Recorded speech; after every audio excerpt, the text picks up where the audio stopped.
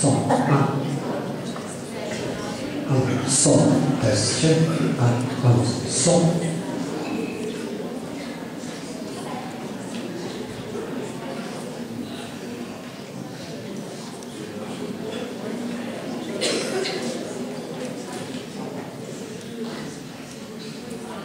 Som,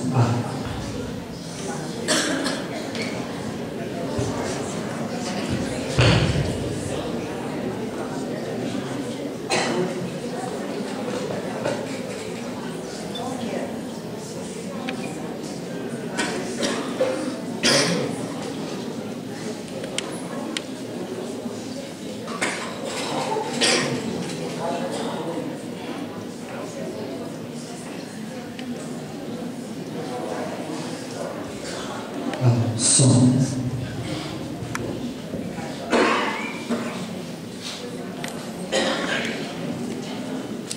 Bom, pessoal, boa noite a todos. Queria agradecer a presença de todos, né? É um prazer estar recebendo vocês aqui. Prazer e uma honra, né? Para a gente continuar a nossa sabatina. Não sei se todos estavam aqui ontem. A gente pede novamente que seja respeitadas as regras da nossa sabatina, né? Primeiro, o pessoal, se quiser ocupar as laterais, tá? Fica à vontade.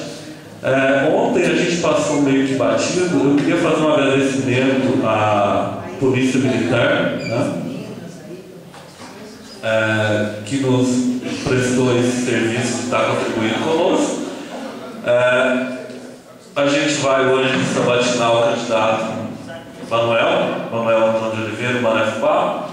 Então eu peço que vocês, como ontem, a gente respeite, né, e ouçam o que o candidato tem a dizer, independente da posição partidária de qualquer um. Não é?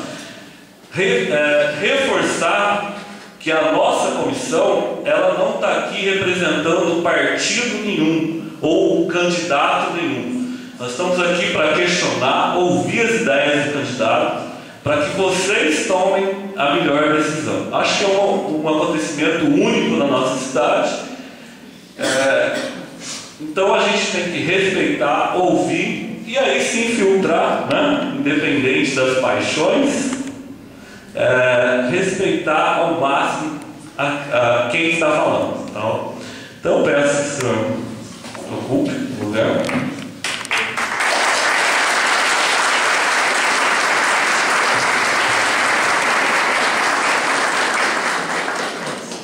Boa noite a todos os candidatos a prefeito e a candidatos a vereadores.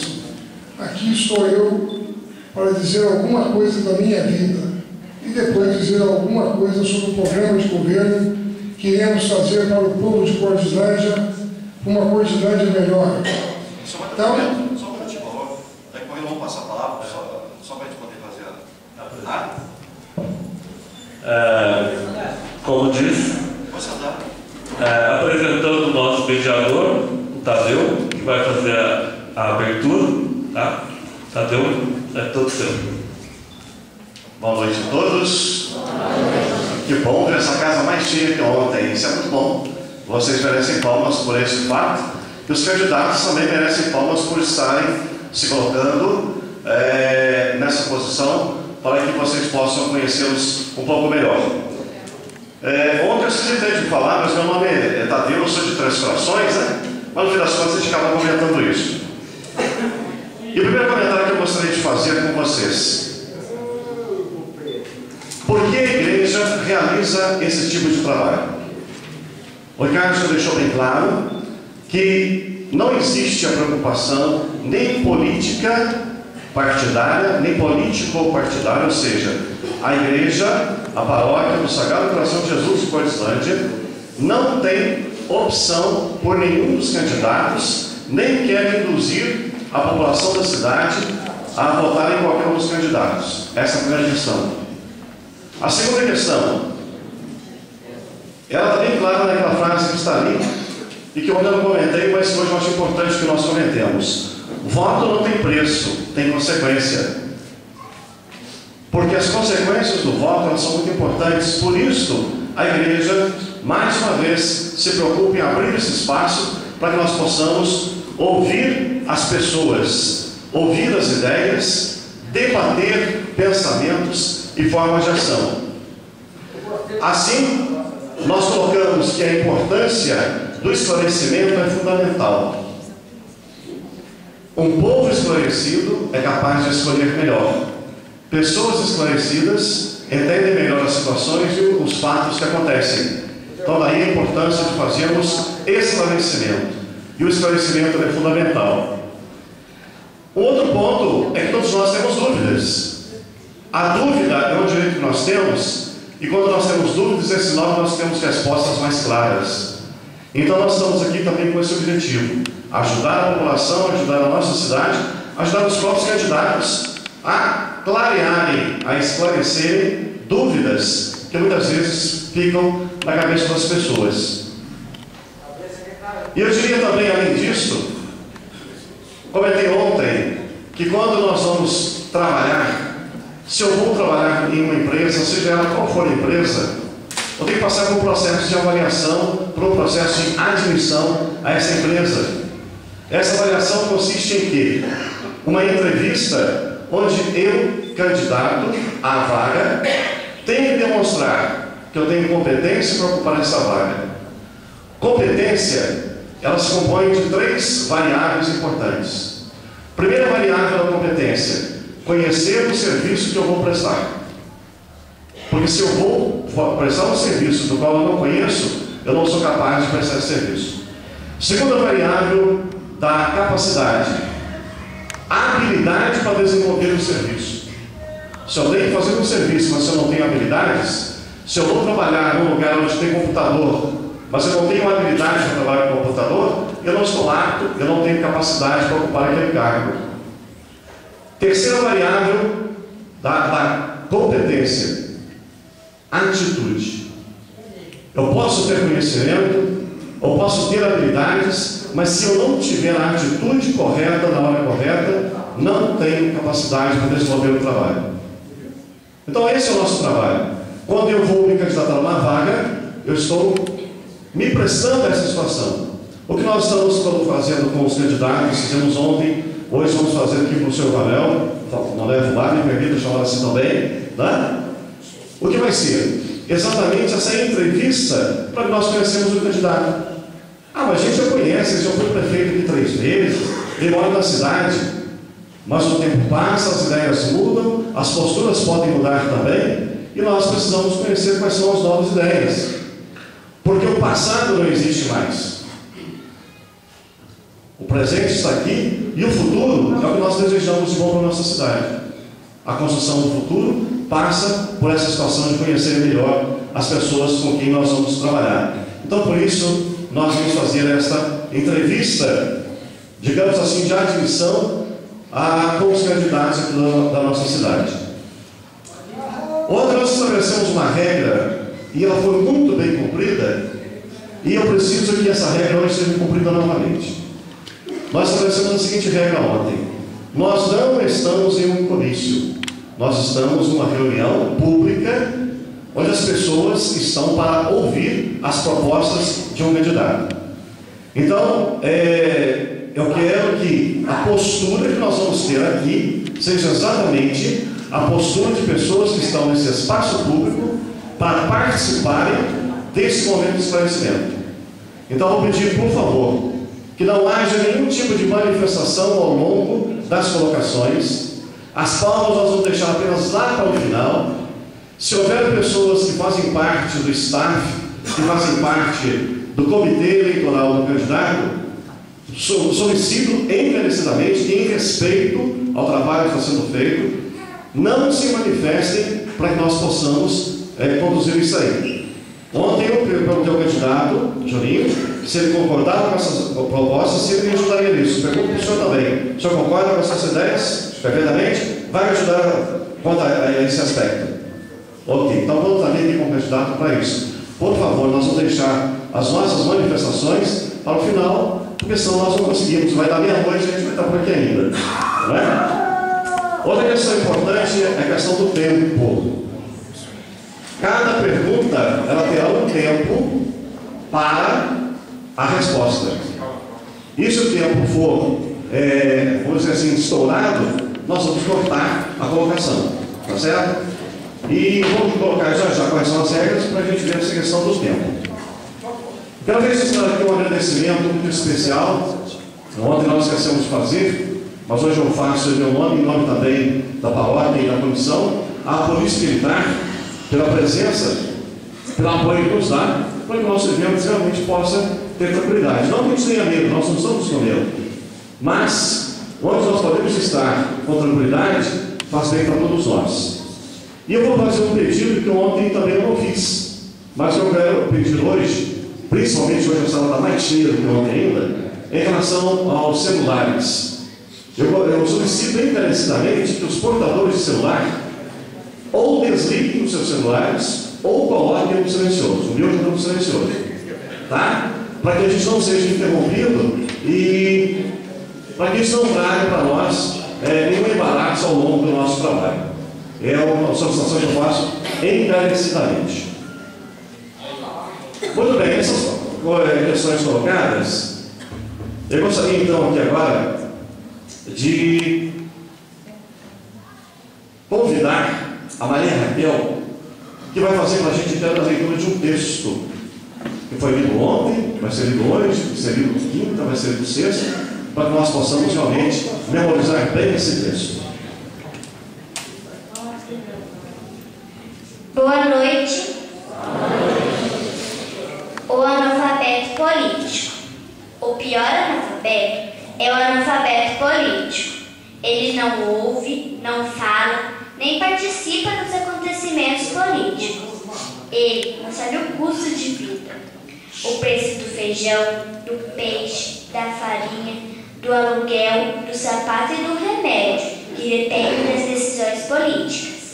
O analfabeto político é tão burro que se orgulha e estufa o peito, dizendo que odeia política.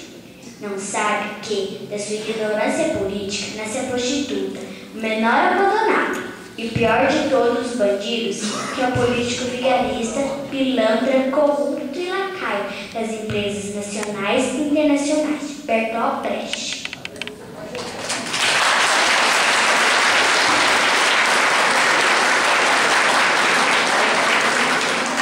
Esclarecendo mais uma vez então, que esse texto do Bertolt Brecht foi escrito por um grande ensaísta, teatrólogo, escritor alemão, e que o Brecht viveu no fim do século XIX e no começo do século XX.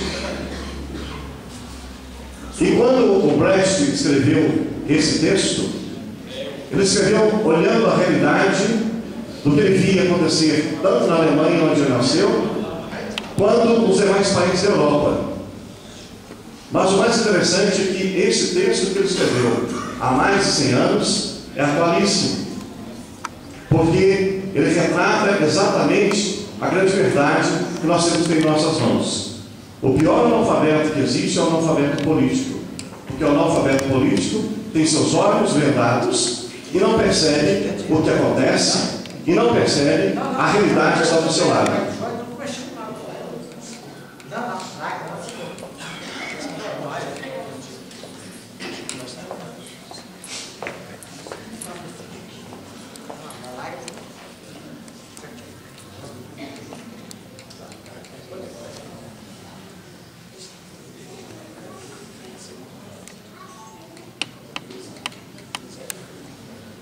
Então nós precisamos aprender a tirar da nossa vida mais esse analfabetismo, porque hoje existem vários tipos de analfabetismo. No passado, quando nós falávamos de analfabeto, era a pessoa que não sabia ler nem escrever. Mas hoje existem vários tipos de analfabetismo. Existe, por exemplo, o analfabetismo dos computadores, pessoas que não sabem trabalhar com computador. É um tipo de analfabetismo. O que é ser analfabeto? É desconhecer o benefício que aquilo pode trazer. Toda relação nossa com alguma coisa que nós não conhecemos retrata nosso desconhecimento. O desconhecimento nós chamamos também de analfabetismo. Então aqui queremos deixar bem claro que o texto que nós lemos, ele não se refere a nenhuma pessoa em particular, nem dos eleitores, muito menos dos candidatos, tanto dos candidatos a prefeito quanto dos candidatos a vereador. Mas é para nós um grito de alerta para que nós possamos realmente abrir o nosso espírito, a nossa inteligência, para que nós possamos ter boas consequências do nosso voto. Porque se nós votamos mal, nós vamos ser responsáveis pelas consequências desse nosso voto. Muito bem, passando então agora para a nossa conversa, eu gostaria de explicar aqui as regras da nossa conversa. As regras da nossa conversa prevêem o seguinte, que o candidato terá inicialmente 15 minutos, que serão contados, para expor o seu plano de governo, seus objetivos, aquilo que ele realmente pensa e planeja para a cidade de Cortizândia. Em cima das colocações que ele fizer, eu poderei fazer duas perguntas sobre uma das colocações ou algumas das colocações que ele fizer. Quando eu fizer perguntas, que vai ser no fim, não vai ser durante, não vai interromper, tá?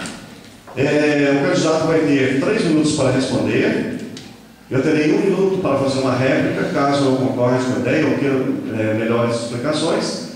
E ele terá mais 1 minuto para explicar aquilo que eu tiver replicado. E aí o assunto encerra. Tá? A comissão também terá direito de fazer perguntas com réplica e contra-réplica da mesma forma. Tá? E eu deixo bem claro o seguinte: quando nós temos a réplica, o que é a réplica?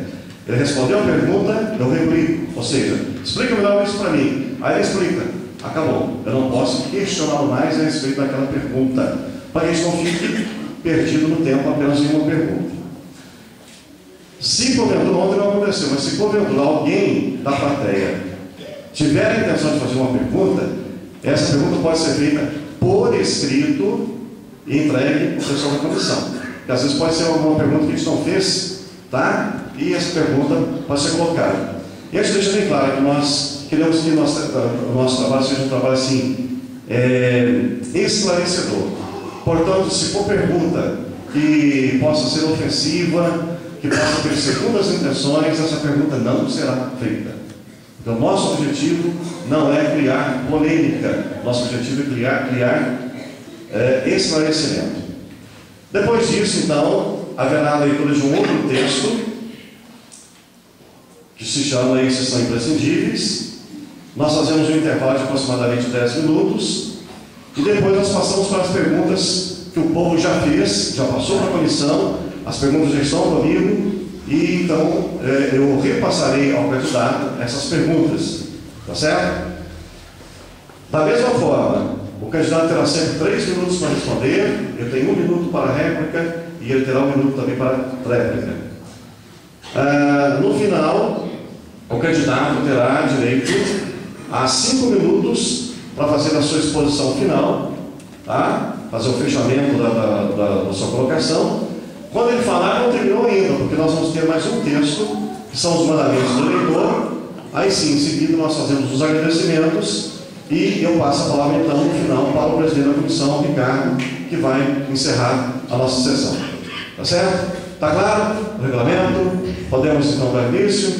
Eu realmente conto muito com todos vocês, porque ontem eu sei que nós éramos aqui aproximadamente 250 pessoas. Hoje nós somos mais. Hoje tem bem mais do que isso.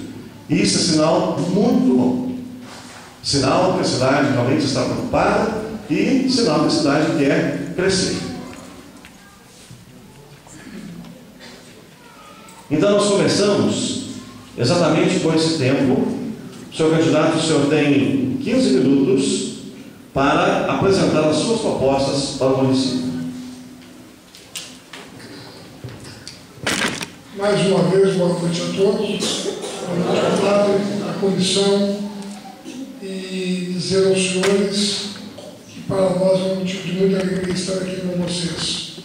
Dizer ainda mais que esta é uma grande oportunidade das pessoas saberem o que pode vir por esses 4 anos. E o maior desejo que eu tenho é em dizer que nasci nessa rua há mais ou menos 500 metros, criei aqui, estudei aqui, graças a alguns prefeitos que já morreram, que lutaram tanto para o nosso ginásio, que nos deu a oportunidade de estudar, porque nós somos uma cidade muito pobre, onde muito poucas pessoas estudavam. E essas pessoas que hoje não se encontram aqui mais, mas que tiveram esse objetivo de deixar para nós o ginásio Celino de Rezende Vilela e Manuel Costa, onde o nosso querido Totônio trabalhou por muitos anos e que criou aqui um educando, onde o povo teve a oportunidade de formar. Hoje nós temos até médicos, advogados que saíram dessa pequena escola, dessa humilde escola que nós temos aqui. Então eu gostaria de fazer esse agradecimento a essas pessoas que por aqui passaram. E dizer também que eu gosto da minha cidade. Por essa razão, eu sou candidato mais uma vez a prefeito de Portilândia com a ficha limpa, porque se a ficha não fosse limpa, eu não seria candidato. Certo? E gostaria de dizer aos senhores que, em primeiro plano, nós hoje já temos um déficit de casas populares.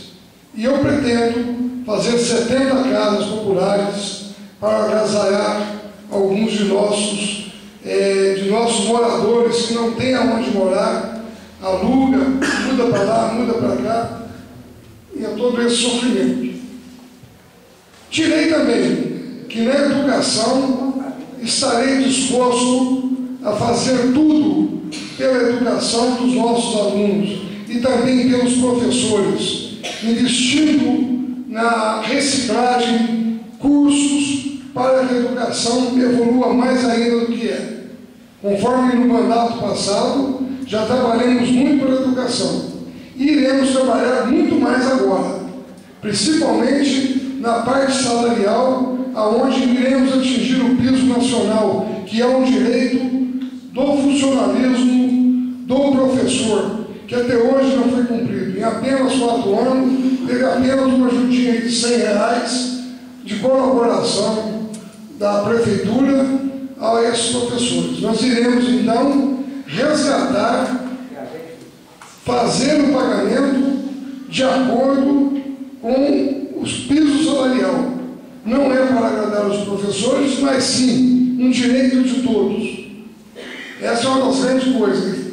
Iremos batalhar e investir na parte didática dos alunos, porque a educação de um município, de uma cidade, de um povo, ela tem que começar na base. Sem isso, nada vai acontecer. Não adianta estrada bonita, asfalto e coisa e tal, indústria, se não tem um povo educado, capacitado, pelo menos com a 8ª série, para concorrer ao emprego. É uma das grandes coisas hoje que está pecando na área de serviço. Então, essa é uma das grandes promessas e que eu irei cumprir. Jamais eu vinha prometer uma coisa que estaria fora do alcance de ser cumprido aos nossos portilandenses. Iremos também trabalhar na saúde com eficiência.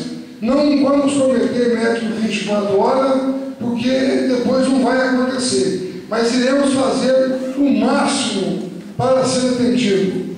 Aonde o doente chega, acabou a ficha, mas vai ter que arrumar um recurso, porque ele não vai escolher a hora de ficar doente. Se Deus quiser, em primeiro lugar. Iremos também batalhar para não deixar faltar remédio nos postos, na farmácia, conforme tem acontecido ao longo desse tempo. Porque o povo é um povo pobre, é um povo que luta, porque aqui não tem ninguém rico, aqui é todo mundo pobre, eu considero assim. Mas é um povo que trabalha de sol a sol, é um povo que luta, e é um povo, é um cidadão que tem direito na saúde. Então eu acho que nós temos que investir na saúde, procurar meios, acertar convênios que foram cortados em Varginha, Três Pontas, Pouso Alegre. Então essa é uma das grandes metas para a saúde do nosso povo. Eu tenho a certeza que ninguém vai ficar desaprevenido, desassistido de tudo isso. Na parte de esporte para os jovens, eu tenho a certeza que iremos fazer muito mais. Vamos investir no time, no IPTV, certo?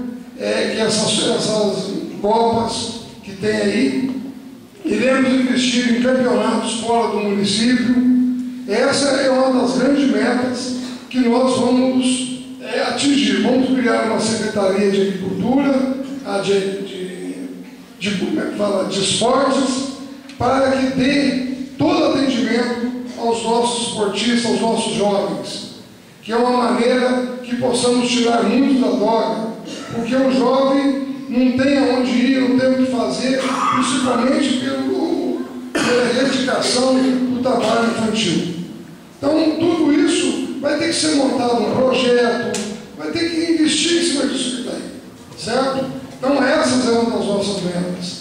Para as crianças que aí vêm, iremos também trabalhar na parte de meio ambiente, que hoje é uma das coisas que está pegando no nosso planeta. Porque não é só Cordilândia que tem problema de poluição. Poluição é muito maior no mundo inteiro, no planeta todo. Mas Cordilândia, por muito pequena que ela seja, ela pode contribuir, pode criar um projeto de reciclagem de lixo, conforme foi dito ontem, no tratamento de esgoto. Porque não adianta nada nós bebermos essa água do rio, que é uma água tratada, usamos ela e devolvemos suja de novo. Então é necessário que se faça o tratamento de esgoto e devolva ela limpa para o rio novamente. Então, é um emaranhado de coisas, de quebra-cabeça, que a gente tem que juntar para fazer um bom trabalho, uma boa administração para o nosso povo de Cordilândia. Porque Cordilândia é uma cidade bem sintonizada às margens do Sapucaí, pode atrair para cá o turismo que o Rio Sapucaí nos oferece, entendeu? Então, basta ter vontade, coragem, determinação, que é muito importante. Não adianta fazer um discurso bonito e depois não cumprir. A minha meta será essa que está aí para a nossa cidade. Na parte de educação, na parte de cultura, iremos ver se nós conseguimos resgatar os congados, que nem hoje está tendo, né?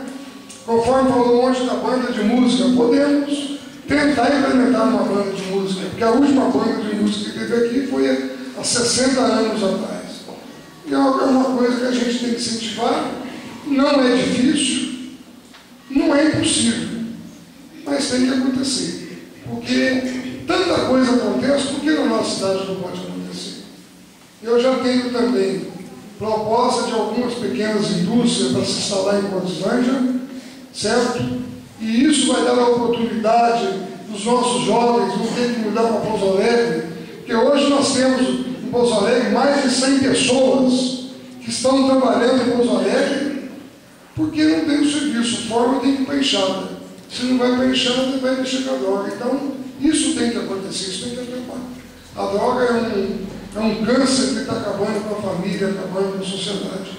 É uma das coisas que eu acho que não só o prefeito, mas também a sociedade, a igreja, tem que dar as mãos para ver se consegue não erradicar, não acabar, mas diminuir, tentar uma forma de levar o jovem para participar de vários eventos, né?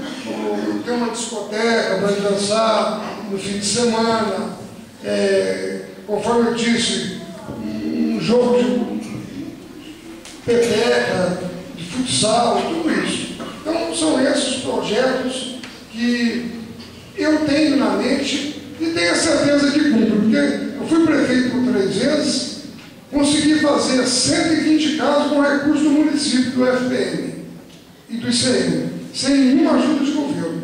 Então, eu tenho certeza que eu faço, porque sou determinado e, graças a Deus, se for preciso correr em Brasília, Belo Horizonte, eu corro. E tenho deputados que me ajudam, que acreditam no meu trabalho, porque também sou fiel a eles. Então, eu acho que tudo isso ajuda que nós podemos ter e podemos alavancar o nosso município para frente. Porque não adianta ter um asfalto bonito, ter isso, aquilo, tudo mais, mas se não tem um princípio, que é a educação, que é a saúde, entendeu? Então, esse é o pensamento que eu tenho comigo, certo? Então, eu gostaria de dizer aos senhores que são esses os meus projetos para todos os nossos correspondenses. É um projeto verdadeiro que eu irei cumprir com todos, porque não é fácil, mas também não é impossível. Eu gostaria de dizer aos senhores que o voto é a coisa mais importante da vida, principalmente nesses 4 anos, que o senhor disse.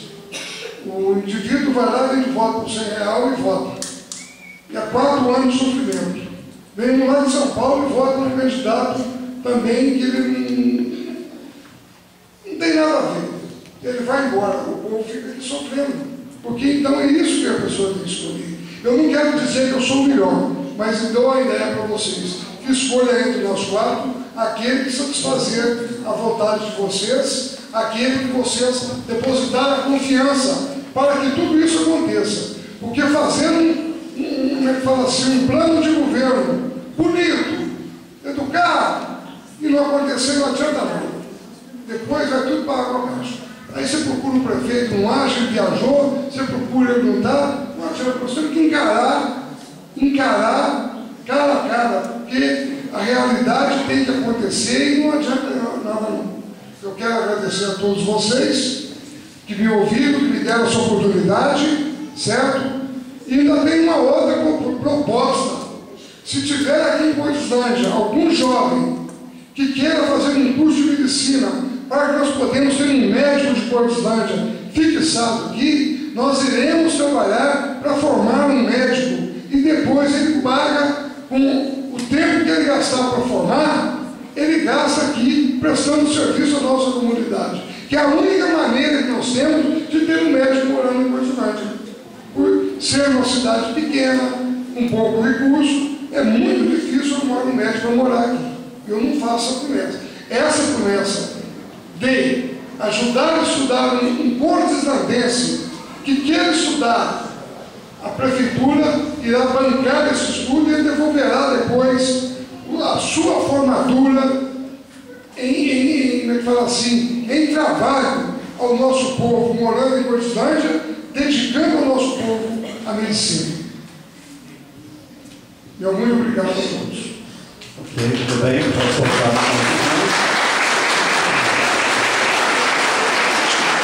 Deixa eu fazer uma pergunta para o senhor, aliás, 2 perguntas. Essa é uma pergunta que eu acho que ela é importante, porque o senhor comentou sobre a questão dos salários, especialmente salário dos professores, colocando o piso salarial nacional e, em consequência, isso vai atingir também os demais funcionários públicos do município. Então, minha pergunta é a seguinte: as transferências financeiras que o município recebe, elas comportam esse ajuste sem extrapolar aquilo que está previsto na Lei de Responsabilidade Fiscal? Sim. Desde que o senhor tem 15 professores, o senhor não coloque 30. Certo? Desde que o senhor não crie um cabide de emprego. Suporta. Ok. A segunda pergunta que eu gostaria de colocar, o senhor falou que já tem alguns projetos de pequenas indústrias que poderão vir para a cidade. O grande problema de indústria é a questão da qualificação de mão de obra. Não adianta a gente trazer uma indústria se a mão de obra não está preparada, né, para atender a essa demanda.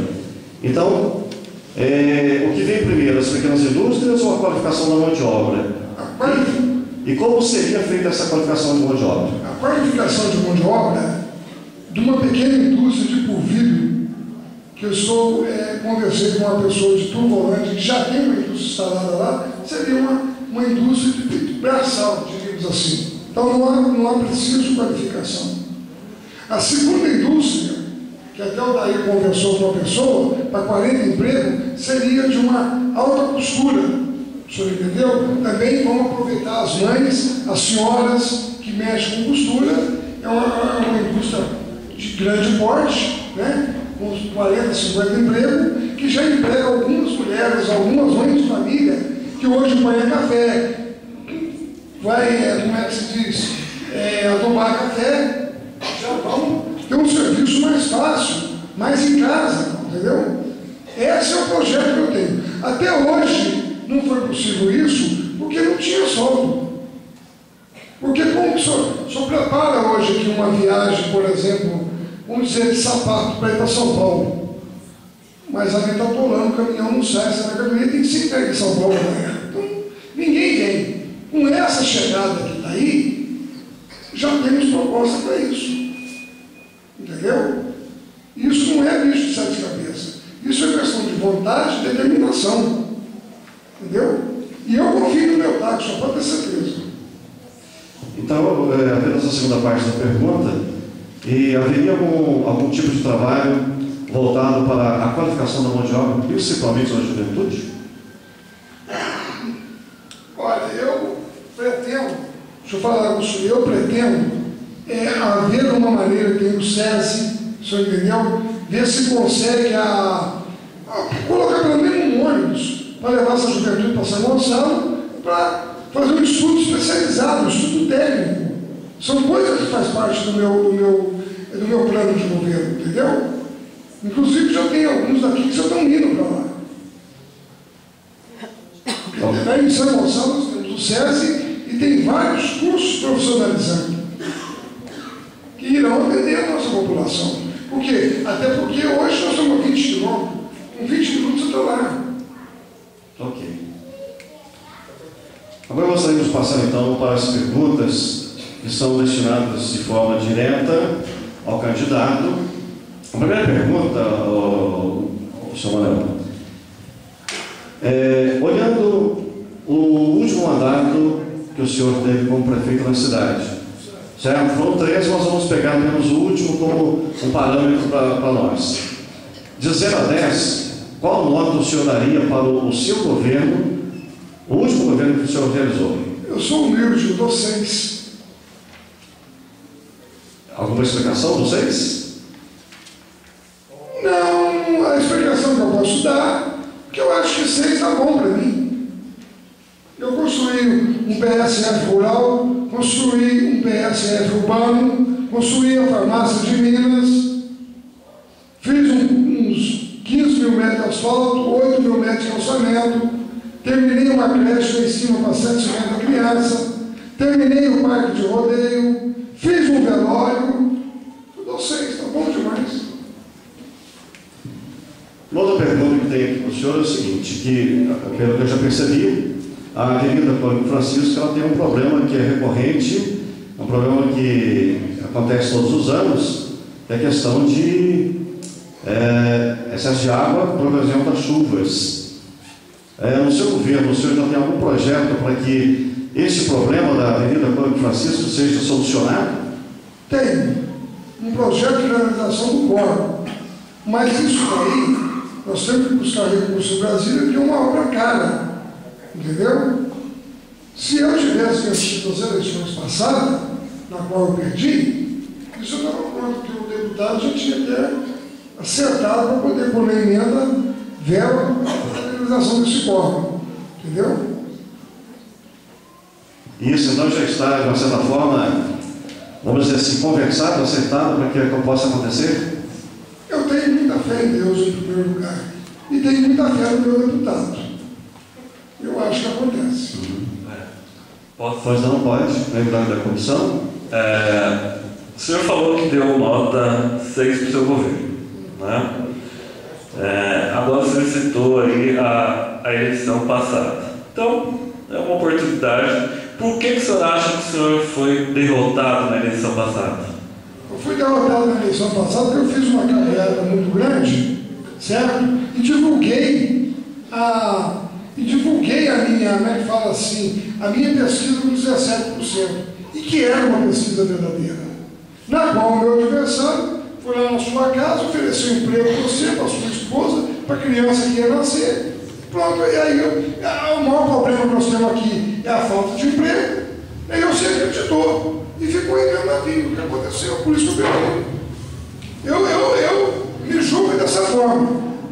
Entendeu? Eu me julgo dessa forma. O senhor acha que foi somente pela carreata que o senhor perdeu? Eu fiz uma carreata que nunca teve aqui em Boislândia. Eu posso gastar nada e falar isso aí. E posso dizer para você o seguinte: a minha pesquisa foi feita com uma firma de lavras, é uma firma idônea e verdadeira. A diferença é 17%. Em 10 mil perdi a eleição. Porque tem gente que tem o poder de passar para você uma coisa e você acreditou. Você não havia comentado, já nas suas palavras iniciais, a respeito da questão do médico, não é? Certo. E eu tenho que voltar aqui porque é uma pergunta que também surgiu ontem, hoje ela volta, e parece que esse problema é um problema realmente sério da cidade, que toda a população ressente desse problema realmente, né? E a sugestão que alguém havia dado aqui seria a questão de diminuir funcionários, principalmente os funcionários comissionados, para se poder pagar melhor o médico morar em Coislândia. Então, eu volto à questão do médico de Coislândia. Menos funcionários comissionados seriam suficientes para que essa situação pudesse ser solucionada? A solução para a saúde de Coislândia é muito simples. A gente tem que conseguir um médico na segunda, terça, quarta, quinta e sexta. Nem que seja meio período. Porque hoje, nós já tínhamos convênio em São Gonçalo, no São Paulo, que nunca morreu ninguém a mínima. Você entendeu? Mas há falta de entendimento, que às vezes não tem carro. Você entendeu? Outra coisa que acontece muito, isso aí acontece não só na minha administração, como nas outras administrações. O senhor vai lá, consulta com o médico, o senhor nem tem que tomar o remédio. No outro dia, o senhor está atrás de outro médico, o remédio não fez o efeito. Isso é uma coisa que tem que ser conscientizada com a sociedade, com o povo. O senhor entendeu como é que é? Então, é uma das coisas que pega muito. Agora, eu vou falar para o senhor, no meu mandato passado, na qual eu tive a oportunidade, nós tínhamos médico ginecologista, cardiologista, médico especialista em todas as áreas, otorrino. E quando não dava conta, tinha convênio em Varginha que fazia tomografia, exame de vista, operação de catarata. Nós tínhamos dentista que atendia nas roças,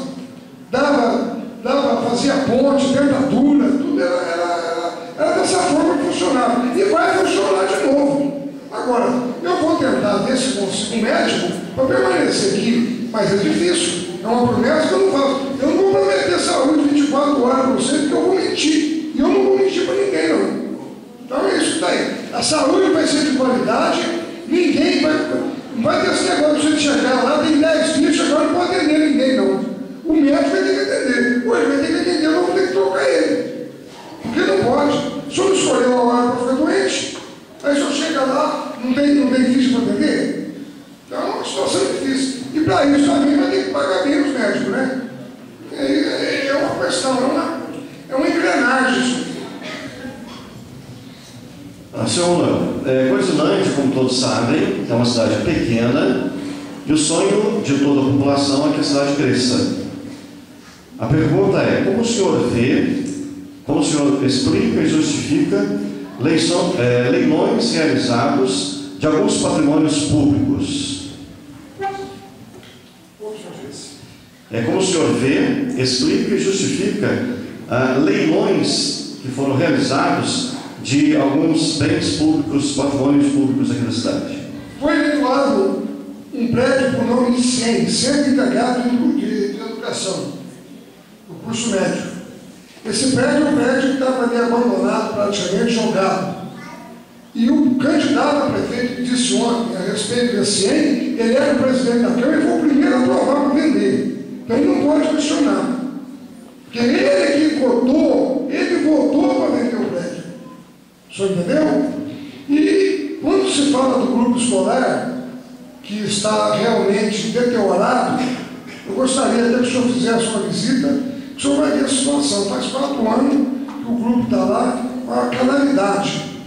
Lá ganharam o seguinte computador do governo federal, onde fez uma salinha. Molhou, passaram o piche não deu certo, botaram os orelhos do não deu certo, agora que cumpriu, vazando água em cima dos computadores. Então, essa é a situação do grupo. O grupo, eu falo para o senhor, é uma das metas que eu tenho para reformar, certo? Sim, mas voltando à questão dos leilões. Tá? A pergunta ela está bem dirigida sobre os leilões realizados. Você falou do CIEM. Então, fala para mim o que o senhor quer saber do CIEM ou do não é do CIEM. Eu estou lendo a pergunta, que não foi eu quem fez, a pergunta chegou para mim, não é? O que nós gostaríamos de saber é exatamente isso. A pergunta quando falar leilões, é sinal que houve mais de um. Não, isso eu fiz uns 4, ou 5, ou 6, ou 10. Sim. O carro ficou velho. Comigo é o seguinte: o carro trabalhou um ano, eu troco um novo. Porque o povo tem que andar em carro bom. O senhor entendeu como é que é? Eu deixei no mandato passado um carro da saúde com 35 km zero. Está jogado no lixo hoje. No lixo. Então, por que você está jogado no lixo? Por que então que não leiloa ele e não compra um outro carro novo? É isso, essa é a minha meta de pensar, entendeu? Eu acho que o povo tem que andar em carro bom, carro seguro, carro novo, certo? Não um pneu ressolado, sem freio, quebrando as estradas, fazendo sofrimento para o povo. E os leilões? Os leilões eu fiz, velho. E o dinheiro foi investido em carro novamente. Ok. Bom, como eu não posso mais questionar, a pergunta seguinte tem uma afirmação. A afirmação é de um filósofo alemão, diz assim: o homem não é nada além daquilo que a educação faz dele. O senhor concorda com essa frase, senhor candidato? Vou pedir que o senhor repita para mim. Pois não. Interpretar ela. Tá. O Kant, que é um filósofo alemão, ele disse o seguinte: o homem não é nada mais além daquilo que a educação faz dele. O senhor concorda? E explica como a sua concordância. Eu acho que o homem educado, ele faz parte da sociedade, né? E por isso, em determinados momentos, ele extrapola essa educação, né? Da maneira que o senhor, como sendo atingido, é a sua resposta, mesmo assim. Uma outra pergunta que me chega aqui também é a seguinte: por que os vereadores do seu lado não aprovam os projetos do candidato oposto? Não aprovam, não, tem muitos projetos que foram aprovados. Não foram aprovados projetos que traziam dúvidas, o senhor entendeu? Que traziam dúvidas suspeitas. Porque foi feito aqui um projeto para fazer casa popular, aonde existe um terreno para 40 casas populares que eu larguei pago, escriturado e registrado da prefeitura, com as ruas abertas, apenas faltava por energia, rede de esgoto, água, e construir as casas. O nobre prefeito queria comprar um terreno do mesmo tamanho, ou pouco maior, por 130 mil reais. O senhor entendeu? A Câmara aprovou. E 130 mil reais ele podia investir nas casas. Então, por que não? Então, é uma colocação certa, é um ideal. O senhor entendeu? Sim. Então, é isso aí. Uma outra pergunta é: como o senhor se posiciona em relação aos eleitores e aos funcionários públicos que não ajudaram a elegê-lo? Eu perdoo aqueles que não votaram para mim, porque, coitados, eles tiveram a infelicidade de não votar para mim. Eu posso dizer isso para o senhor: aqueles que me traíram estão perdoados, porque não tiveram a sorte de votar para mim. Isso eu posso dizer para o senhor. E não tenho nenhuma mágoa de ninguém por isso. A minha vida continuou a mesma coisa, trabalhando, produzindo, tendo a minha vida e a minha família, comendo e bebendo e passeando da mesma forma. Não me atrapalhou em nada. Atrapalhou para muitos que não teve remédio, foi permitido cesta básica com um bujão de gás e carne, não aconteceu para ninguém. Essa cesta básica com bujão de gás e carne deve ter ido para outros lados, mas não ficou para o povo que precisava. Certo? A resposta faz com que eu fale isso. Ok. Agradeço a sua resposta. Comissão, tem mais alguma pergunta que gostaria de fazer? Temos. Gostaríamos de saber do senhor candidato, né? É até uma pergunta dos produtores, porque a Emater, eu me lembro na gestão do senhor João Andrade Maciel, né, saudoso João Santiago, a Emater... Deixa eu fazer um elogio, com muito respeito, um político honesto, dinâmico, dedicado. Muita gente não sabe disso. João Andrade Maciel foi o homem que lutou mais em Cordislândia quando fui vereador com ele para a volta do FPM. Cordislândia não recebia um tostão do governo federal. Então, senhor candidato, naquela época eu me lembro que quem assistia Cordislândia era a Emater de São Gonçalo, naquela época. Depois foi trazida a Emater para Cordislândia. Então, eu acredito que quase todos os municípios têm a Emater. E a Emater, nós sabemos, ela é muito importante para os produtores, né, sobretudo os pequenos, na questão de recursos, né, de financiamentos, Pronaf, para compra de implementos e outras coisas, né? Então, são duas perguntas que os produtores querem saber. Quais foram os motivos pelos quais, por duas vezes, o senhor cortou o recurso, o convênio, sendo que há recurso para que a Emater funcione no município? Essa é uma. Não existe recurso para que a Emater funcione no município. Existe, sim, uma porcentagem que o governo, ou que a Emater, desconta em folha do FPM. E, na época, era exorbitante o valor. Eu não sei hoje quanto que cobra para ter uma Emater em Cordislândia, mas, na época, seria R$10.000. Eu criei uma Secretaria de Agricultura por R$2.000. Eu economizei R$8.000. Pode não ter atingido os agricultores da Secretaria de Agricultura. Hoje, podemos sentar, conversar e ver o que está cobrando para ter uma matéria em Cordislândia. Porque essa é a realidade da coisa. Então, não existe recurso para se ter a matéria. A Emater é descontada do dinheiro que vem a porcentagem de 1% ou 1,5%. Eu não sei hoje quanto que é. Aí não deu para combinar. Então, a segunda pergunta é: se eleito,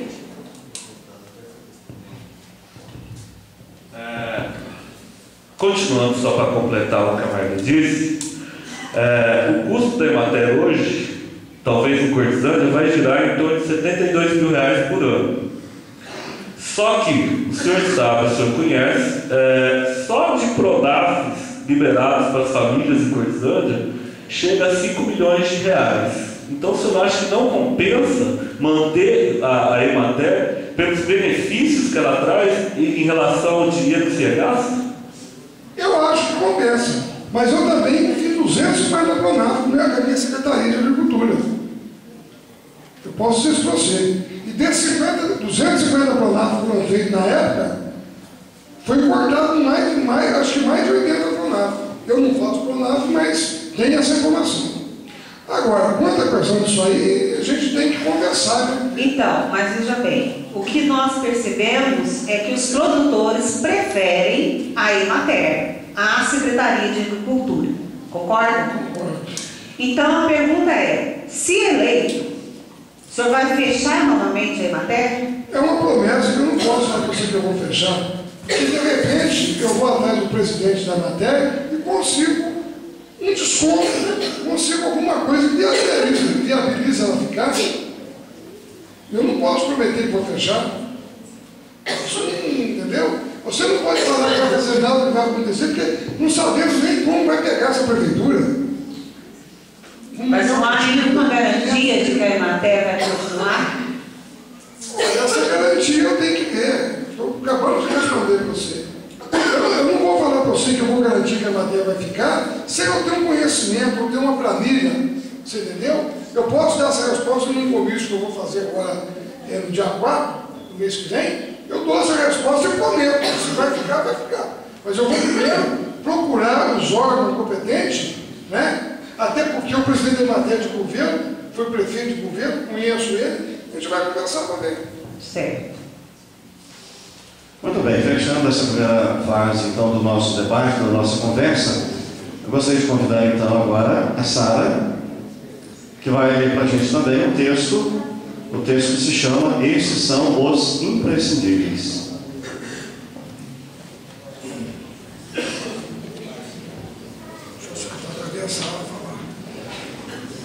Estes são os imprescindíveis. Há homens que lutam um dia e são bons.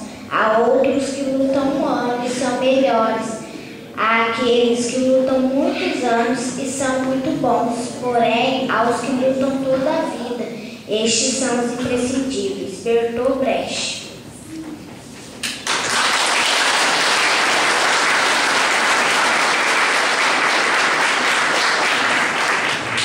Bom, com a leitura desse texto, então, feito aqui pela Sara, convido vocês para um pequeno intervalo de 10 minutos, são praticamente 8h30, às 8h40 nós retomamos.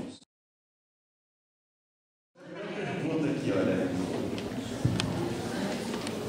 Boa noite. Boa noite, senhor Manuel. Eu sou a Naela, tenho 9 anos, gostaria de saber, o senhor sendo eleito, qual é o seu projeto para a área de educação e a área de lazer para a minha geração?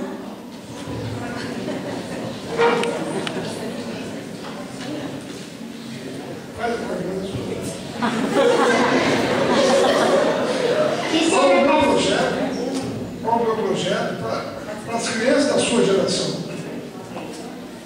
O meu projeto para as crianças da sua geração é investir na educação, entendeu? Um ensino de qualidade, com material didático, entendeu?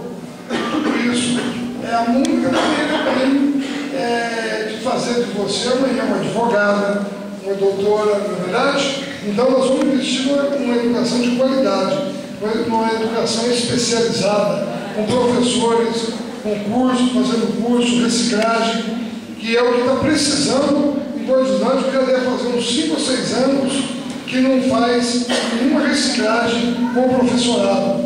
E eu acho que isso é uma das grandes coisas que acontece, porque o professor, ele vai modificando, vai aprendizando, porque ninguém sabe tudo, né? Há muita mudança na educação.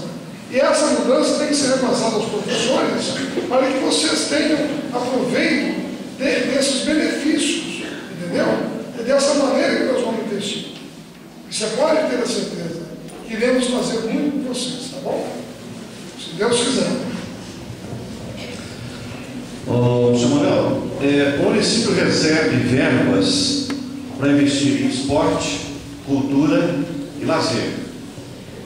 Entretanto, percebe-se que o investimento ele concentra-se em grande parte na área esportiva. Agora, o fato é que nem todos têm aptidão para o esporte, né? Então, alguns preferem música, outros preferem a dança, outros podem preferir também o teatro ou outras expressões culturais dessa forma. Então, a pergunta que as pessoas fazem aqui hoje e agora é possível destinar parte dessa verba para incentivar essas outras áreas artísticas? O que o senhor poderia fazer para que isso acontecesse aqui sendo eleito? Isso tem que se fazer um plano de governo para o próximo ano e pôr uma cota para o futebol, para o basquete, entendeu? De uma certa forma, o senhor tem que esse dinheiro não vem específico para o esporte. O dinheiro é tirado do FPM, do ICM. Então, o senhor monta o orçamento para o ano que vem. Aí se destina 50 mil reais para o esporte e cultura. Então, esses 50 mil reais para o esporte e cultura, o senhor divide ele. O senhor pode aplicar no jogo de peteca, no baseball, no futebol, entendeu? Então, é dessa maneira, porque nós, município pequeno, ele não recebe dinheiro direto da Secretaria de Cultura, da Secretaria de Esportes. Você consegue fazer de esportes, até demoroso. É uma bola, um jogo de camisa, um jogo de meia, é uma bicharia. É nós mesmos que temos que bancar isso. O município, entendeu? O dinheiro do dia a dia que cai. Mas eu pergunto, essas outras áreas que não sejam esporte, né, seja ela música, seja dança, seja teatro, elas vão também ter uma cota dentro do seu governo para que elas possam se desenvolver? Vai ter essa cota desde que nós temos gente habilitadas para desenvolver esse trabalho. Porque não adianta nada você ter o dinheiro para aplicar isso aí, mas se não tem gente com vontade de fazer isso aí. Agora, se aparecer, por exemplo, amanhã aparece, por exemplo, aí o pessoal quer fazer, por exemplo, aí um jogo de dama. Vamos supor um campeonato de dama. Vamos investir. O dinheiro estará destinado para esse tipo de coisa. Entendeu? Então isso não é difícil. Ok. A comissão deseja fazer uma pergunta? O senhor pretende, então, contratar profissionais para essas áreas específicas? Se necessário, para dança, para o teatro? Eu tenho para terceira idade, criar uma comissão para que podemos investir na terceira idade. Isso é uma das coisas que faz parte do meu plano de governo. De que maneira? Fazendo uma quadrilha, você entendeu como é que é? Fazer uma maneira de dar vida às pessoas mais idosas. Essa semana eu tive no asilo, tinha uma senhora lá de mão dada com o senhor, né? Eu lembrei. É uma das coisas que precisa da vida das pessoas, porque fica praticamente isolada da sociedade, né? Então eu pretendo. Agora, para mim pretender fazer isso aí, nós vamos ter que criar uma comissão, arrumar gente com vontade, que queira também assumir, que queira dar vida a isso, porque sozinho não consegue nada, né? Você sabe disso. Eu percebo assim que hoje Cordislândia vive muito assim em cima de recursos. Quando criança, eu me lembro de campeonatos, frequentava o campo, que havia campeonatos, torneios, e que ninguém se ganhava nada, eram voluntários que trabalhavam, havia pessoas que tinham vontade de lutar pelo esporte, né? Então eu acho que de repente, talvez o que esteja acontecendo em nosso município é que está sendo tudo centralizado no poder público, né? Mas, enquanto poder público, nós queremos saber se teremos esse incentivo aí. Por minha parte, sim. Por minha parte, sim.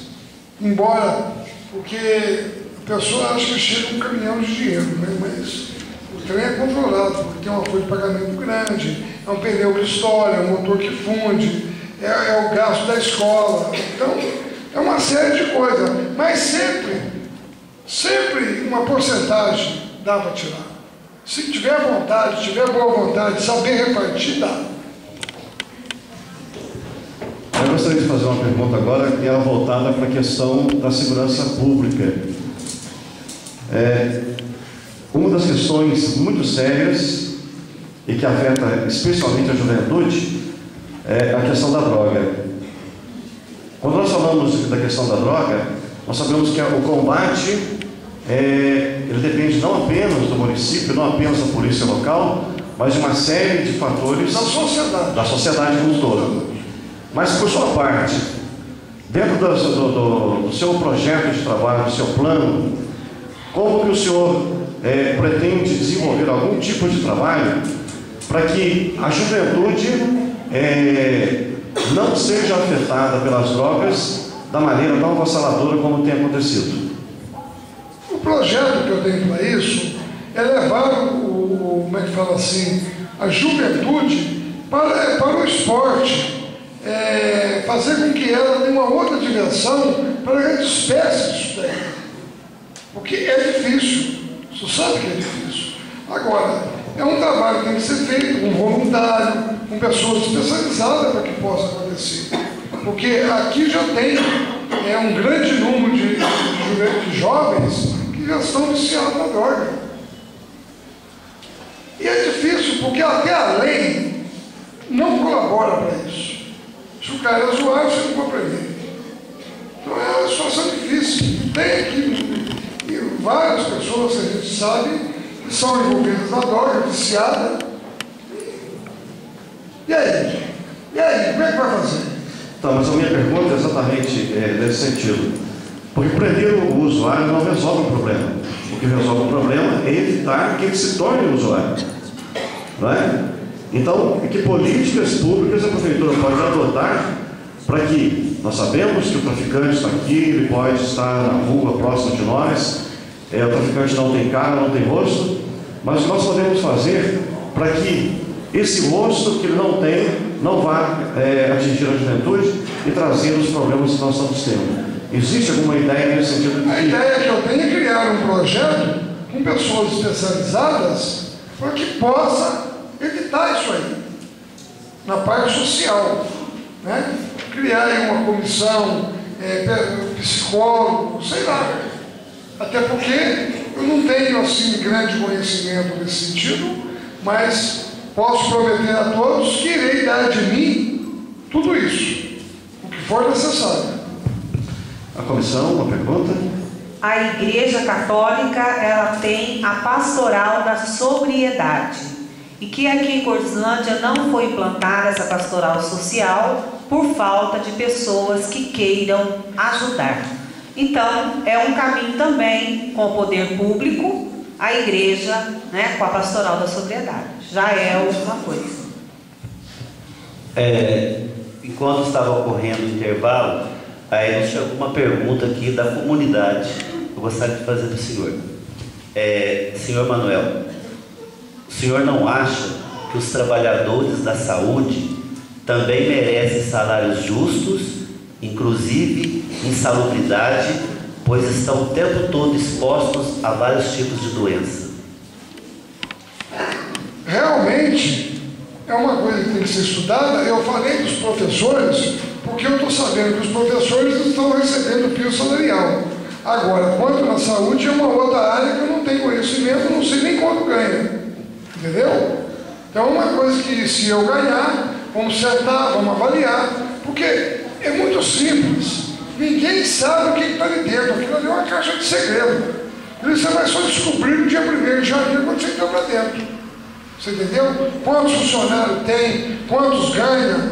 Então é complicado você fazer uma promessa aqui e depois não cumprir. Eu não faço.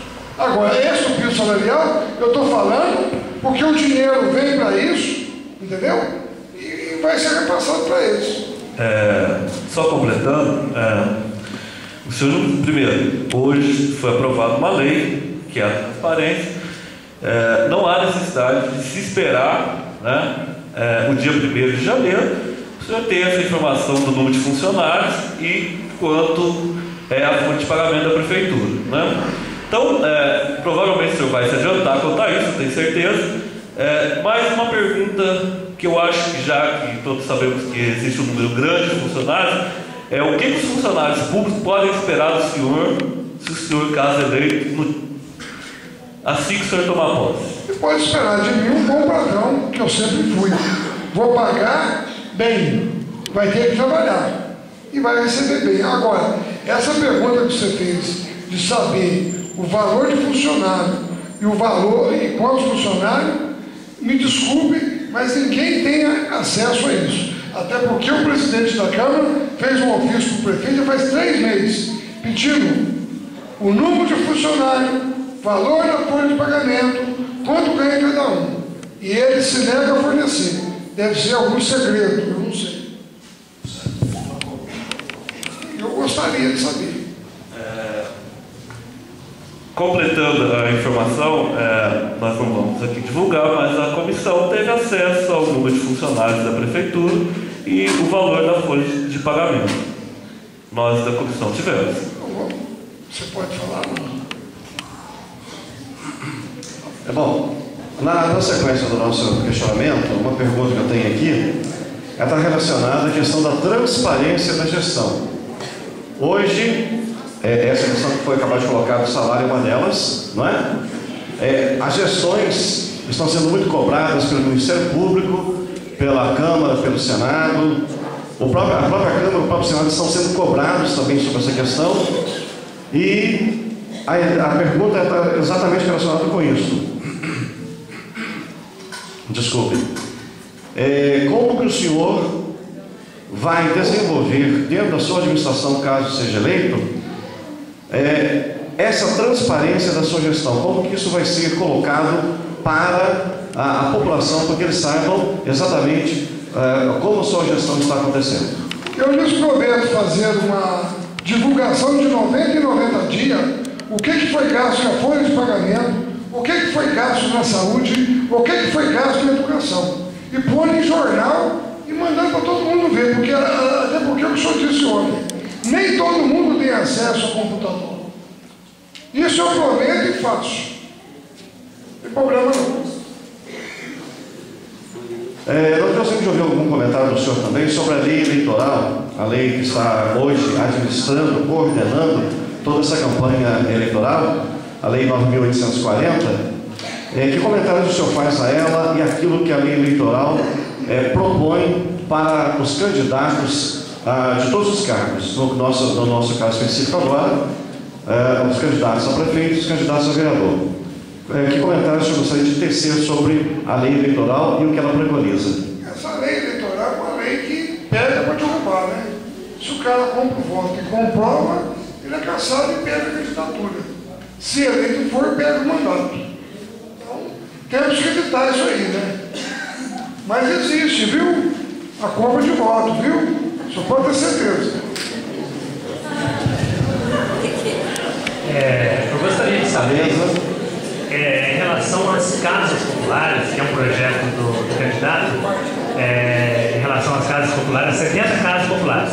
Nós gostaríamos de saber se a prefeitura, né, no caso o candidato for eleito, se nós temos alguns comentários, ou se venham a ser fatos verídicos, nós ainda não temos a certeza, de que algumas pessoas que residem em casas populares moram em cidades que não são aqui resididas em Cortilândia, as casas se encontram fechadas e que eu tenho pessoas que trabalham comigo, 3 pessoas inclusive, que trabalham nas banhas de café, que pagam um absurdo de aluguel. E eu gostaria de saber se a prefeitura, no caso, fará sindicância a essas famílias de baixa renda e que realmente dê casa realmente a pessoas que realmente precisam. Essas casas, Davi, serão selecionadas as pessoas casadas que moram aqui, que têm família aqui, que realmente nós conhecemos. Porque o que houve em outros planos, eu fiz 60 casas no primeiro lote, muitas das casas foram vendidas e o povo foi embora. Você entendeu? As casas foram dadas. Essas casas são feitas pelo PNH, irão ter um custo de R$70 por mês, certo? Então, a prefeitura apenas entrará com o terreno, rede de esgoto, água, calçamento e luz. O mutuário terá que pagar por mês essas casas. Então, ele não vai ter um vínculo com a prefeitura, ele vai pagar pela Caixa Econômica esse valor, entendeu? De maneira que as pessoas são selecionadas, qualificadas, tem que estar com o nome limpo, porque vai ser financiada pela Caixa, entendeu? Agora, essas outras casas foram feitas, não pode nem olhar para trás, porque venderam, virou negociata, tem gente que tem 2, 3 casas, virou uma vergonha, você entendeu? E não tem como ser punido. Se eu tivesse montado uma lei que pudesse punir tomar a casa, seria bom, mas não tem, o que eu vou fazer? É um erro. Admito para vocês que é erro. A prefeitura não pode desapropriar? Vai se começa numa briga. Já está ruim de uma voto, você começa uma voto.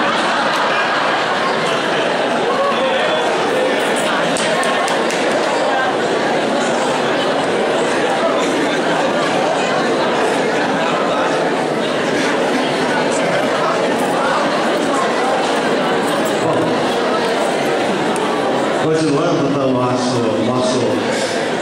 nossas entrevistas, a nossa sabatina. Sr. Manuel,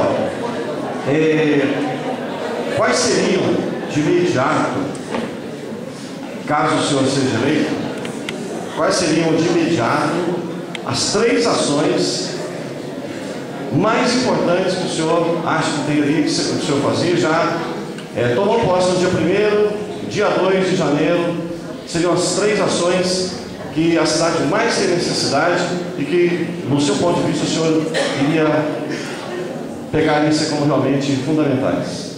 A primeira coisa é reestruturar a saúde. Reestruturação da saúde, isso é imediato. Né? Reestruturação da saúde. Segunda coisa, a educação, que já começa em janeiro. Né? Saúde e educação. E a terceira coisa, eu vou olhar para o senhor, recuperar esses jardins que acabaram. Revitalização da Praça Sagrado Coração de Jesus, da Praça do Cemitério, que tem vaga comendo a grama, na Praça São Sebastião. Esse é o primeiro, é o terceiro projeto, se Deus quiser. Bom, a Diocese da Campanha, ela lançou esse material, não sei se todos têm conhecimento, mas eu sei que a paróquia, inclusive, tem mais desse material, se chama Construindo um Município Sustentável, Viver Bem.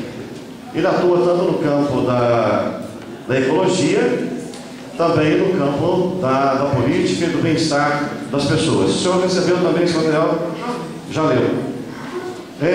Quais comentários o senhor poderia fazer para nós a respeito desse material e o que ele traz para, como sugestões, como apoio para a sua administração? O meio ambiente não compreende sua natureza com seus elementos vegetais, naturais e animais, que abrangem esse nosso planeta. Até porque nós não poluímos nada. Nós somos um grão de areia no mar. O mundo polui muito mais, mas nós também temos que contribuir para que essa poluição seja erradicada desde aqui. Porque nós temos nossos filhos, já posso falar, os nossos netos, né? Que aí estão, para que tenham uma vida futura melhor, um ar melhor, uma água melhor.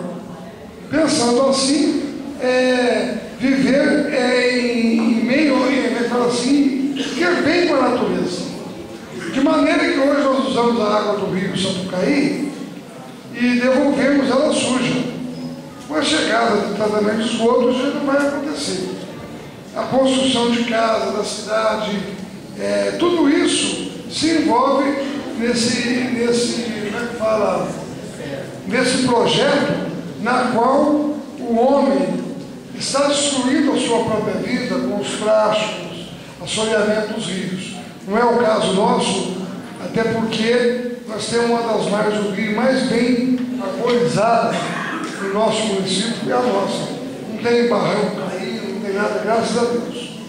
Então eu acho que esse problema nós não temos muito aqui, um meio sustentável, equilibrado, o homem viver sem prejudicar, entendeu? Mas mesmo assim, eu acho que ainda temos que investir, por exemplo, na reciclagem do lixo, entendeu? O esgoto a céu aberto, que é o caso nosso que não temos, porque já foi praticamente erradicado, né? Nós não temos esgoto a céu aberto hoje. Então eu acho que a proposta para isso é dar continuidade, criar um projeto que possa viabilizar viver o homem no meio ambiente sem prejudicar. Que não é coisa difícil. Criar uma secretaria disso, ou fazer uma comissão para isso, né? Eu acho que é uma maneira de funcionar. Dentro da sua resposta, o senhor citou aí o rio Sapucaí, com as suas belezas naturais, e nós sabemos que hoje uma das indústrias que mais trazem renda no mundo todo é a indústria do turismo. Basta a gente ver, né, as Olimpíadas que houve lá na Inglaterra, quantos milhões de euros e de dólares isso levou para lá, dentro de um projeto, de um planejamento. A minha pergunta exatamente isso. Eu sei que vocês têm aqui um recanto aprazível, um lugar bonito. Como que a prefeitura, dentro do seu projeto, poderia fazer desse recanto do rio, que corta a cidade, entrar dentro dessa indústria do turismo e transformar a cidade num ponto de atração turística saudável, porque o turismo tem que ser saudável também, não basta ser um turismo qualquer, não é? Se for um turismo para degradar, para destruir, não vale a pena. Existe alguma ideia nesse sentido? Eu sou muito sincero a falar, viu? Eu acho um pouco difícil, porque o senhor tem que arrumar gente que tenha dinheiro para fazer investimento desse, para que ele tenha retorno. É uma coisa que podemos correr atrás e ver se há algum interesse, porque acima da ponte já tem vários ranchos de pessoas de Pouso Alegre que hoje fizeram lá um recanto de lazer. Mas um hotel de grande porte que pode receber turistas, só mesmo daqui mais alguns anos, uma travessia desse asfalto que vai ligar Juiz de Fora a Poços de Caldas, que saiu também agora da estação, e deve ser muito logo. Então não é coisa que pode acontecer ao longo desses 10 anos. Não acredito nisso de imediato, muito rápido. Sim. Eu cito um exemplo aqui, São Tomé das Letras, uma cidade também pequena, que faz o turismo o seu ponto principal. Ela não tem nenhum grande hotel, mas ela tem ela criou uma infraestrutura entre prefeitura e população, né? De pousadas, de pequenas possibilidades de receber as pessoas, e que se transformou a realidade da cidade. Se tornou grande, viu? Se tornou grande. Eu conheço. Bom, nós temos muitas perguntas aqui relacionadas com criança e com a juventude. E a terceira idade é uma faixa etária que hoje cresce, tanto que já se fala já na quarta idade, não é? Porque a longevidade do brasileiro está cada vez maior. Então, para que as pessoas da terceira idade não se considerem apenas velhos, idosos, e que estão aí atravancando as suas casas ou a sua cidade, o senhor tem algum projeto assim também que poderia melhorar a qualidade de vida das pessoas da terceira idade? Sim, sim. Esse é um projeto que nós vamos dar iniciativa, continuidade e resultado com ele. Isso não é difícil. Ok. Não é difícil, até porque eu posso citar para o senhor, aqui numa vizinha cidade, não, um vizinho de Douradinho, criaram uma terceira idade, uma comunidade, e fica dando certo. Precisa de muito pouca coisa, precisa de boa vontade, dedicação das pessoas, porque é o que ela acabou de falar. O que falta é gente para abraçar essa pessoa. O que nós temos que fazer? Correr atrás. Muito bem. E nós temos muitas perguntas, mas nós vamos falando por aqui, porque senão a gente ficaria até muito tarde. E nós precisamos aqui dar para o pessoal fazer uma reflexão. Pode falar que eu quero mais. Não, eu tenho que voltar para casa também, né? Na sequência do encerramento dessa nossa entrevista, eu tenho aqui programado a palavra final do candidato. Depois da palavra final do candidato, a leitura do texto dos 10 mandamentos, e depois nós fazemos o encerramento. Então, a palavra do candidato agora, ela não encerra a nossa sessão. Por favor, então logo ele termine, eu gostaria que nós continuássemos sentados no nosso lugar, para que a gente possa fazer o encerramento do nosso encontro. Bom, senhor candidato, o senhor tem então agora, não, antes do senhor, deixa eu ver aqui, é isso mesmo. O senhor tem agora 5 minutos para as suas considerações finais. As minhas considerações finais é o seguinte: tudo que eu disse aqui, se estiver gravado, nós vamos cumprir, se Deus quiser. Tudo que eu disse aqui é a verdade, sem mentira, sem tapiação, sem lubridiar, sem querer arrumar voto com propaganda enganosa. Sem mágoa de ninguém, certo? E quero dizer que eu não sou o melhor dos quatro, mas sou candidato a prefeito e gostaria que vocês não tivesse medo de ser feliz, votasse no Mané Fubá. Obrigado. Obrigado a todos.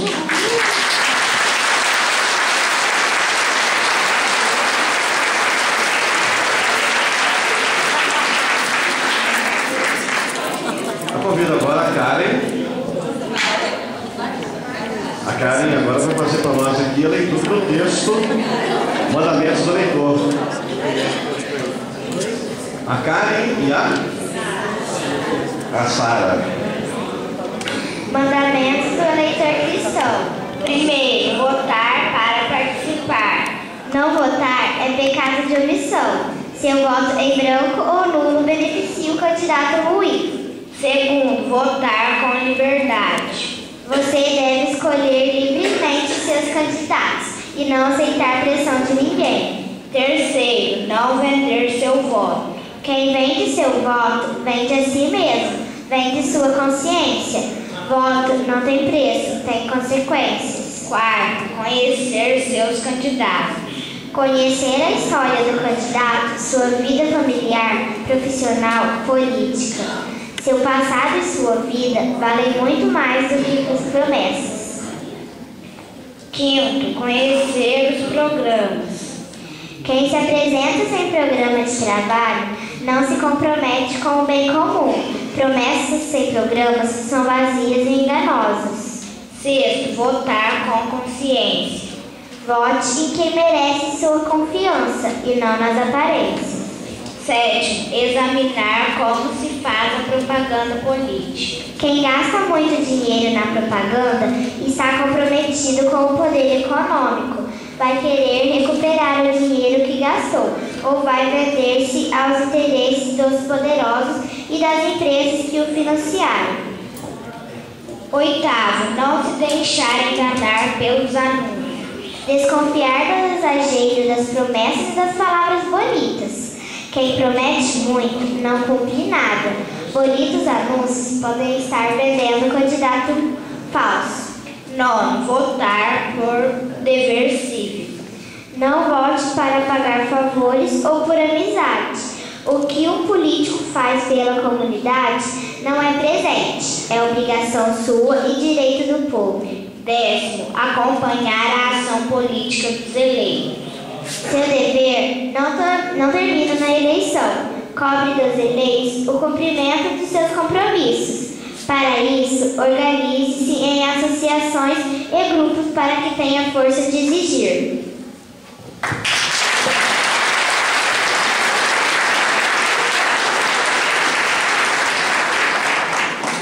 Quando eu era criança, teve uma fase da minha vida que eu fui com meus pais morar na roça. E como é comum em todas as roças, né, as pessoas também saem de suas casas para se encontrar. E eu me lembro que, lá do alto dos meus 4, 5 anos de idade, faz tempo, mas eu me lembro, né? Quando a gente saía à noite, quando a gente saía tardezinha para ir para casa de algum amigo, os amigos moravam sempre longe, porque na roça se morava sempre longe, a gente saía com a luz do sol, ficávamos lá a prosear, tomar café, comer quitandas, as crianças a brincar, sentir-se a fogueira, e depois vinha a parte difícil, que era voltar para casa.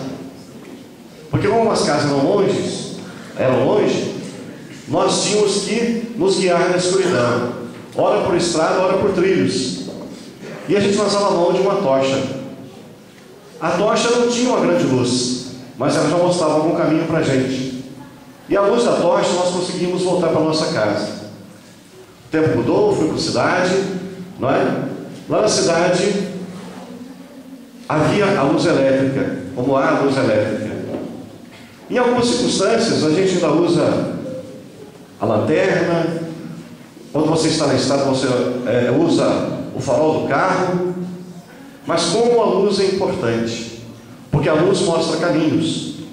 E quando eu estou enxergando o que está ali na frente, eu consigo pisar no melhor apoio no chão, eu não corro o risco de tropeçar numa pedra ou num galho que esteja no caminho, e eu posso chegar ao destino que eu busco de uma forma segura e tranquila.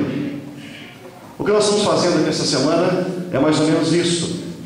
colocaram uma luz nos nossos caminhos para que nós, com uma visão clara, com uma visão aberta, com o coração também aberto, nós possamos enxergar os caminhos que nos levem a melhorar os destinos da nossa cidade.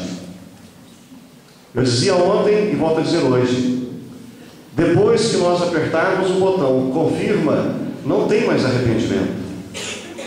Não dá para você dizer, não era isso que eu queria, que já está feito. Então, para que nós façamos bem feito, para que nós façamos da melhor forma possível, da qual nós não tenhamos que nos arrepender, é preciso que a gente use essas luzes que nós estamos colocando nos nossos caminhos, colocamos ontem, estamos colocando hoje, vamos colocar quinta, vamos colocar sexta, para que os nossos caminhos sejam mais visíveis. Para que amanhã, depois que a eleição passar, nós não tenhamos que nos arrepender. Eu conheço pessoas, eu conheço eleitores, que depois que passa a eleição, se você perguntar para ele, para quem você votou para vereador mesmo, você sabe que eu nem sei. Não é? Para quem você votou para prefeito, você sabe que eu nem lembro. Para quem você votou para deputado, para senador, não lembra. E se nós não temos memória de em quem nós votamos, como cobrar deles? Como buscar as respostas que nós precisamos? O voto é secreto, mas nós temos que votar com inteligência, nós temos que votar com seriedade, porque o destino da nossa cidade, o destino do nosso estado, do nosso país, está nas mãos daqueles que nós colocamos para administrar as nossas cidades. Já vi muitas pessoas reclamando horrores daqueles que estão administrando, mas que, por outro lado, também não fazem nada para ajudar. Como é importante nós termos essa consciência e sabemos que não é só votar e depois o prefeito também se vira. Nós temos um compromisso, nós temos uma responsabilidade. E eu volto a lembrar essa frase que está ali, né? O voto não tem preço, o voto tem consequência. Muito bem, eu agradeço ao senhor Manuel pela sua presença, pela sua participação. Agradeço aos demais candidatos, eu sei que estão aqui, candidatos a vereadores também. Agradeço à comissão por esse momento espetacular que está brindando a cidade de Coislândia, não é? Tive a oportunidade de conversar com algumas pessoas ali fora, e as pessoas disseram assim, como é bom nós podemos estar ouvindo de uma forma transparente, de uma forma sensata as ideias. Nós agora vamos pensar, nós vamos analisar.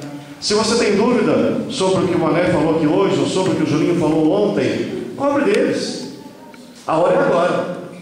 É melhor cobrar e ser esclarecido agora do que depois não ter jeito de recuperar o leite que foi derramado. Não é? Da mesma forma, os outros dois candidatos que vão estar aqui na quinta e na sexta vão expor os seus pontos de vista. Vocês terão condições também de perguntar para eles, de questioná-los, para que essa luz que nós estamos pegando na nossa mão realmente nos permita caminhar e ver daqui a 4 anos que valeu a pena o nosso voto. Nem todo mundo consegue ser vencedor, mas é preciso que a cidade saia ganhando. E quando nós temos essa consciência, nós queremos fazer realmente o que é melhor para a nossa cidade. Agradeço mais uma vez a confiança de vocês, a participação. Gente, estou encantado realmente de ver. Obrigado. Dá um beijo para mim lá, hein? Estou encantado de ver realmente a presença de vocês, a participação de vocês, tá certo? A civilidade de vocês ao participar conosco, isso é fantástico. Isso revela que vocês realmente têm um carinho, têm um amor pela terra dos corações. Então, Coislândia é a terra do coração, né? Então, vocês revelam esse amor, esse carinho pela terra de vocês. E isso é muito bom. Obrigado por estar aqui mais uma vez. Eu passo a palavra agora para o Ricardo, para a palavra de encerramento da nossa sessão.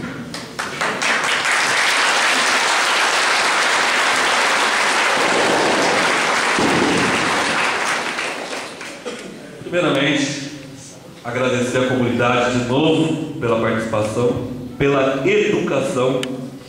É algo, um momento cívico, né? O respeito ao candidato. Parabenizar o candidato pela coragem de estar enfrentando as nossas perguntas, né? E reforçar o convite para a nossa quinta e para a nossa sexta, para a gente poder concluir esse trabalho. E um muito obrigado e um parabéns a vocês pela educação, pela atitude maravilhosa de vocês.